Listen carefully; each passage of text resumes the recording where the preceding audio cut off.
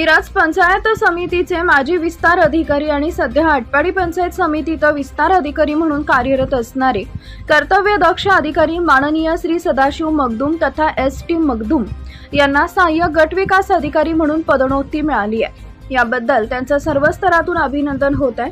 मिरज तालुक्यातील लिंगणूर गावचे सुपुत्र असलेले सदाशिव उर्फ एस.टी. मगदूम यांनी अत्यंत हलाखीच्या परिस्थितीत या पदापर्यंत मजल मारलेली आहे। मिरज इथं कार्यरत असताना त्यांनी सर्वसामान्य जनतेपासून वरिष्ठ अधिकारी आणि सर्वच ग्रामपंचायत पदाधिकारी, राजकीय नेते यांच्याशी सुसंवाद साधून लोकप्रियता संपादन केली होती।